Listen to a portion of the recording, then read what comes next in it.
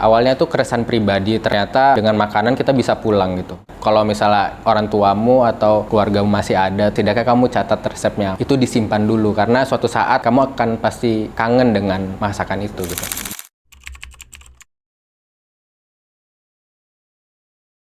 Perkenalkan, nama aku Maulana Yudhistira. Saya salah satu penggagas di komunitas namanya Memori Rasa itu gitu.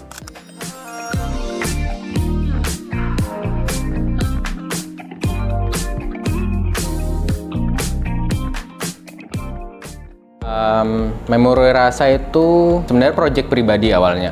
Jadi proyek pribadi bagaimana aku ingin mengarsipkan resep-resep, jadi resep rumahan yang biasa ibuku masak. Jadi mulainya tahun 2022, kemudian sempat vakum, baru bisa digarap lagi tahun 2023 dengan 9 pertemuan memasak sama bareng teman-teman gitu. Jadi keliling memasak dengan tagline Makankah Kita.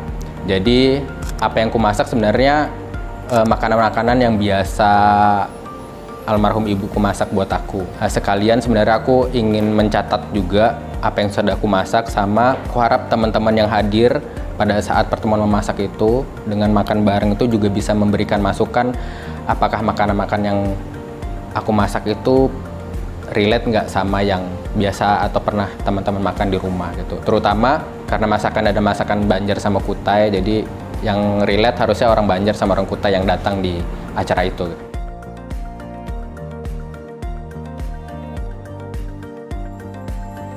Awalnya tuh keresahan pribadi terkait tadi ternyata dengan makanan kita bisa pulang gitu. Jadi kerinduan itu bisa diobatin dengan makan makanan yang makanan-makanan rumah gitu yang biasa orang tua kita masak. Jadi awalnya itu, tapi ternyata setelah dipelajarin lagi, ternyata di piring yang biasa kita konsumsi itu banyak hal yang kaitan yang sangat-sangat erat terhadap krisis yang hari ini dialamin gitu. Krisis iklim, kemudian krisis pangan, yang itu juga ternyata hadir di piring-piring kita. Makanya di beberapa tahun terakhir juga selain memasak, aku juga mencoba untuk menceritakan krisis yang hadir di di pangan-pangan yang hari ini kita konsumsi gitu.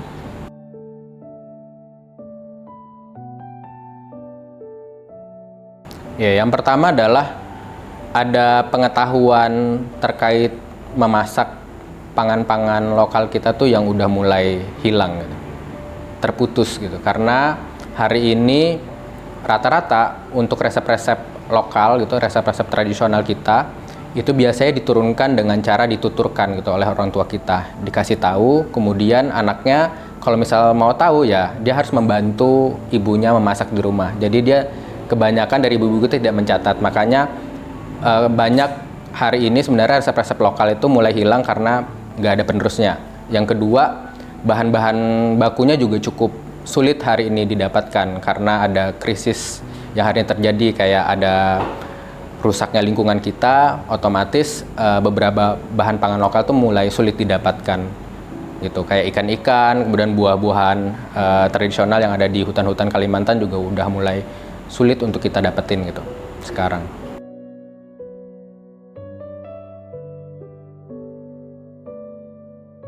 Banyak ya cerita menarik terkait aktivitas memasak keliling itu. Rata-rata teman-teman itu pasti bilang ketika dia makan makanannya itu mereka selalu bilang itu ingat rumah gitu, makanannya sangat rumahan banget. Kemudian yang kedua, ada beberapa teman-teman yang baru pertama kali mengkonsumsi itu, ketika ditanya adalah ya ternyata memang dia tidak menemukan makanan itu di rumahnya gitu, di makan keluarga, karena dia biasa tinggal sendiri kadang karena dia merantau gitu, jadi dia pesan makanan-makanan yang biasa dijual di sekitar lingkungannya. Jadi banyak cerita, kemudian beberapa orang juga pada akhirnya mulai mencoba untuk mengarsipkan atau menuliskan resep-resep yang biasa ibunya masak di rumah, karena dia aku juga bilang gitu, kalau misalnya orang tuamu atau keluargamu masih ada tuh, setidaknya kamu catat resepnya, walaupun kamu misalnya belum bisa masak atau recook itu, tapi setidaknya itu disimpan dulu karena suatu saat kamu akan pasti kangen dengan masakan itu gitu.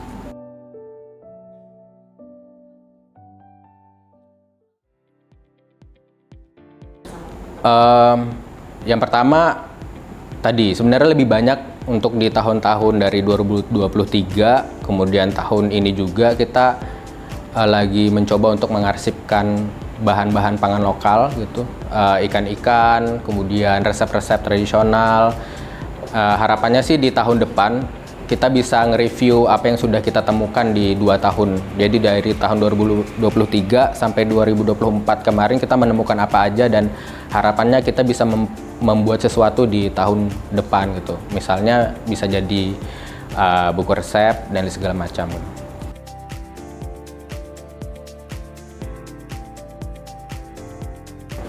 Ya, banyak ya. Kalau di Kalimantan sebenarnya masih sedikit banget yang punya komunitas untuk mendalami pangan lokal. Ada beberapa, tapi dari Malaysia, dari Sabah gitu, beberapa ada kenalan yang memang tipikal memasaknya juga mirip. Karena kalau bicara Kalimantan tuh mirip-mirip aja bahan-bahan yang biasa kita olah, cuman kadang bedanya adalah tadi gitu, cara masaknya atau cara makannya yang berbeda.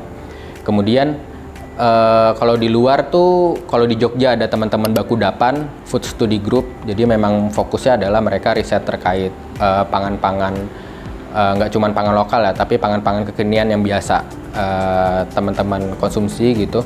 Kemudian ada teman-teman di Bandung, ada Gelanggang Olah Rasa. Kemudian ada kalau di NTT itu ada Kak Diki Senda, dia punya Lakwat Kujawas gitu. Dia kayak laboratorium pangan untuk belajar pangan-pangan lokal di daerahnya.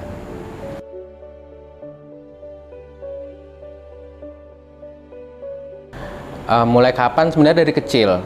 Makanya aku sering bantuin ibu masak di rumah dari kecil gitu. Ibu nggak punya anak perempuan, jadi semua anak laki-lakinya selalu dikasih tanggung jawab untuk mengurus rumah ya gitu. Jadi kita ada cuci piring, ngepel, hal pekerjaan-pekerjaan rumah tuh ada hal yang biasa kita kerjakan di rumah. Jadi kalau ada orang bilang terkait apa patriarki atau segala macam, nah, keluarga aku nggak relate itu. Karena anak laki-lakinya, bahkan bapakku sendiri juga melakukan hal yang biasa ibu lakukan gitu. Kita bergantian untuk melakukan pekerjaan-pekerjaan rumah. Jadi dibagi tugasnya. Jadi memasak itu udah dari kecil. Kemudian makanya bisa masak, walaupun itu cuman basic ya gitu. Makanya kenapa aku namain Memori Rasa, itu proses bagaimana di tahun 2022 aku mulai mengingat kembali makanan-makanan yang biasa ibuku masak, kemudian mencoba untuk memasaknya gitu dengan ingatan-ingatan masa kecilku terkait bagaimana aku membantu dia di dapur pada saat memasak. Jadi melalui ingatan-ingatan itulah yang aku sekarang jadikan sebuah kegiatan memasak. Kemudian proses untuk ngarsipin juga salah satunya adalah dengan cara mengingat tadi. Makanya kenapa nama Memori Rasa adalah tadi gitu, aku bisa ngingat rasa itu lewat memorinya gitu. Walaupun di perjalanan selama 9 episode itu, di episode pertemuan keberapa ya, kayak ke-7 itu baru paham gitu, baru ketemu rasa yang biasa. Karena aku setiap masak itu nggak pernah ketemu rasa yang biasa ibu masak gitu. Jadi ada yang kurang aja, walaupun aku selalu tanya ke teman-teman gimana rasanya, mereka selalu bilang enak aja, enak. Tapi di aku nggak, kayaknya ada yang kurang, kayak yang ada kurang. Jadi di episode 7 ternyata aku inget lah kata ibu kalau misalnya masak itu diniatin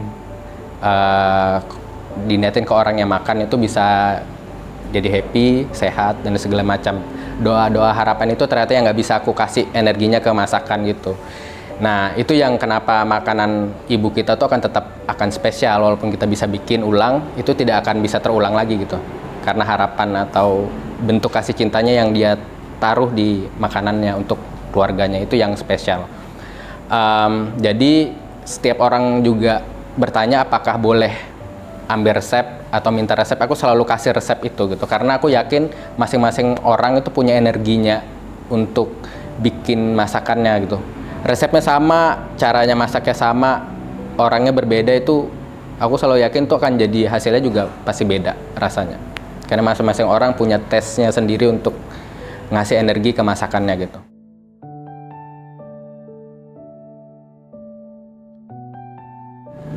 Hampir semua yang dia masak tuh favorit sebenarnya.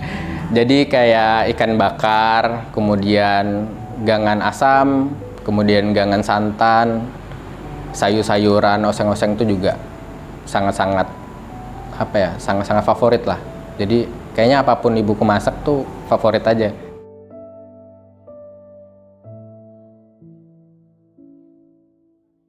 Ya, aku selalu nyaranin sebenarnya ikan. Karena bicara Kalimantan, kita punya banyak sungai yang luas, danau yang besar gitu, di mana itu adalah salah satu kekayaan bagaimana keanekaragaman pangan kita gitu. Salah satu ada ikan-ikan. Jadi saya selalu nyaranin untuk konsumsi ikan. Ikannya nggak cuma ikan patin aja ya gitu, atau ikan haruan, tapi ada ikan baung, ada ikan jelawat, kemudian ada ikan lais dan segala macam. Jadi banyak banget ikan, kemudian itu bisa dijadiin apapun. Bisa jadi ikan asap, kemudian bisa jadi ikan asin, bisa dibakar, bisa dipepes, bisa digoreng, bisa jadi sambal dan segala macam. Jadi saya selalu nyaranin adalah ikan sama buah-buahan. Buah-buahan lokal kayak terong asam, kemudian sambal mangga atau sambal hampalam. Itu menjadi salah satu ciri khas kuliner di Kalimantan gitu. Bicara seluruh Kalimantan tuh mirip-mirip aja gitu apa yang kita masak.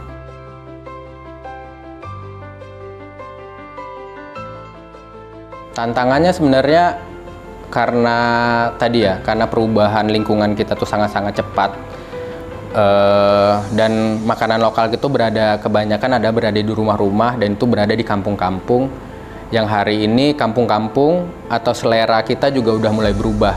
Jadi selera orang hari ini juga udah mulai berubah, selain lingkungannya juga berubah. Maksudnya lingkungan berubah adalah hari ini di kampung-kampung mereka tidak punya banyak akses lagi untuk ke alamnya, ke sungai, ke hutan, karena hutannya udah berubah jadi tambang, berubah jadi sawit, sungainya udah tercemar dan segala macam. Jadi mereka tidak bisa mengolah atau memproduksi pangannya sendiri. Pada akhirnya mereka bergantung terhadap pasar gitu. Mereka membeli berasnya beli sendiri, ikannya beli sendiri, yang itu kebanyakan adalah dari luar daerah.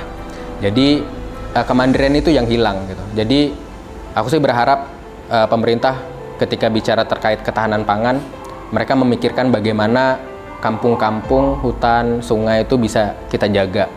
Karena itulah pangan-pangan itu bisa lestari ya karena alamnya lestari juga gitu. Jadi tanpa alamnya lestari, maka mustahil kayaknya akan ada keragaman pangan atau ketahanan atau bahkan kedaulatan pangan di Kalimantan.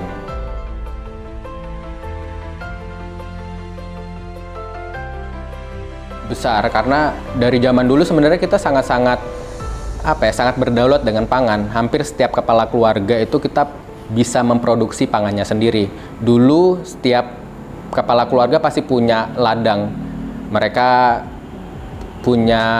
bisa mancing, bisa nangkap ikan, kemudian mengawetkan ikannya sendiri. Jadi nggak pernah ada membeli atau bergantung sama pasar.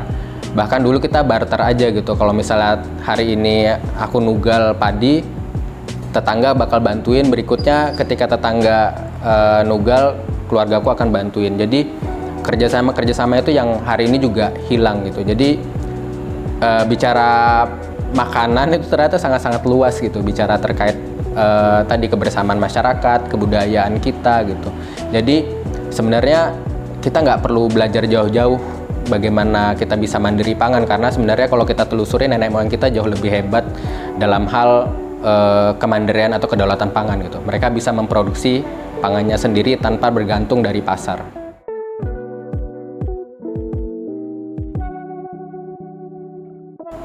Kayaknya enggak, cuman aku ikutin semua chef-chef yang memang fokus terhadap bagaimana dia punya semangat untuk melestarikan pangan-pangan lokal. Salah satu ada Chef Ragil.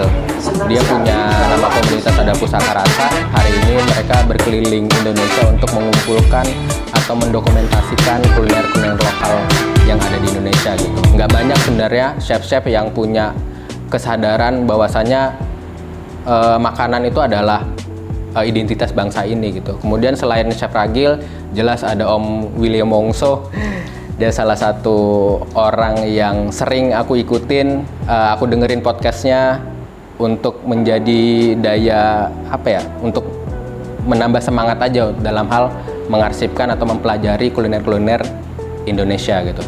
Makanya aku berharap suatu saat aku bisa belajar lebih banyak terkait kuliner Kalimantan untuk bisa disampaikan keluar gitu. Kalau kita punya kekayaan yang sangat besar terkait kuliner di Kalimantan.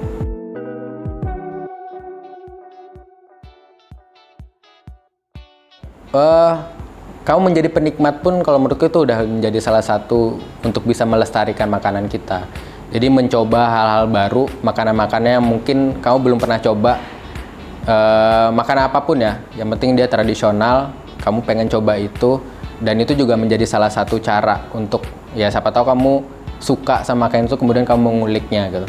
Jadi hari ini kan kebanyakan di beberapa teman-teman yang saya temuin ada tidak berani untuk mencoba hal-hal yang baru. Mereka selalu makan makanan yang sama dan mirip gitu. Jadi mereka makan itu aja. Padahal kita punya banyak atau ragam makanan yang sebenarnya memang ada kalau dicari gitu. Bisa cari di pasar-pasar, kemudian bisa dicari di warung-warung. Memang tidak akan banyak ketemu kalau misalnya berada di retail-retail modern ya. Karena itu pasti akan ada brand-brand atau budaya makan orang luar yang biasa kita atau dijual di sana gitu. Jadi memang untuk tahap awal menurutku kamu menjadi penikmat pun itu udah menjadi salah satu cara melestarikan, karena hari ini orang-orang yang berjualan makanan tradisional itu bisa terus ada, itu salah satu adalah penikmatnya. Kalau penikmatnya nggak ada, nah mau siapa yang konsumsi atau makan gitu. Sebenarnya kalau kita bicara makanan atau kuliner lokal itu kan sangat erat dengan kebudayaan kita gitu. Jadi kebudayaan yang turun-temurun, pengetahuan nenek moyang kita bagaimana dia bisa mengolah bahan pangannya gitu. Mereka punya teknik-teknik tersendiri untuk bisa mengewetkan makanannya. Itu adalah semua pengetahuan-pengetahuan yang harusnya bisa kita ambil, bisa kita simpan gitu, jangan sampai hilang. Dan hari ini kan itu yang hari ini kita kehilangan itu sebenarnya gitu. Jadi harapan ke depan adalah semakin banyak anak-anak muda untuk bisa mendalami tadi ya, masak-masakan, minimal masakan rumahnya dulu, karena itu yang paling dekat di kita gitu. Kemudian bagaimana teknik-teknik pengawetan, kemudian teknik memasak dari makanan-makanan tradisional itu sendiri, karena tadi makanan adalah sebuah kebudayaan yang dia sangat erat sama kehidupan kita sehari-hari. Makanan juga sangat erat dengan ritual-ritual yang biasa kita lakukan gitu, ritual keagamaan, ritual adat, makanan selalu ada di situ. Tapi kadang itu tidak menjadi tidak banyak disorot gitu. Padahal itu sangat-sangat dekat dan itu adalah identitas kita gitu, identitas kita. Karena setiap orang mau ke sini pasti dia nanya makanan khasnya apa ya gitu. Jadi itu yang jadi yang harusnya kita bisa ambil atau pelajari ke depannya.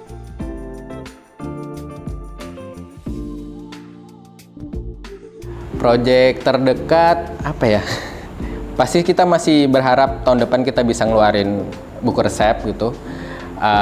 Setidaknya kita punya satu buku yang menceritakan atau mendokumentasikan bagaimana kebudayaan pangan atau makanan yang ada di Kalimantan gitu. Walaupun memang kebanyakan isi di dalam bukunya itu adalah makanan kuliner Banjar sama Kutai, karena itu yang hari ini yang paling deket sama aku gitu. Makanya terakhir kemarin aku sempat ke Banjar, itu ada salah satu proses buat memperkuat narasi atau cerita di resepnya nanti gitu. Makanya aku sih harap buku resep nggak semua buku resep ya. Jadi buku resepnya akan ada penjelasan terkait pangan-pangan lokal itu gitu. Jadi kayak buah-buahan apa yang menjadi bahan baku utamanya, beras atau padi apa yang digunakan dan segala macam. Termasuk teknik pengawetan dan segala macam itu yang pengen dimasukin juga di dalam bukunya.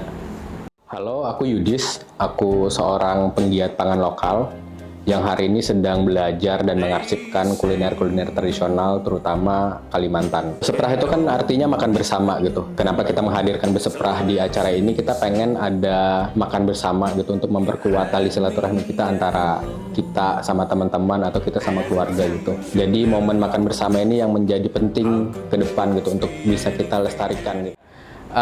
Buat teman-teman yang menonton podcast ini, silahkan follow Klub Memori Rasa. Itu adalah komunitas yang hari ini saya garap bareng teman-teman.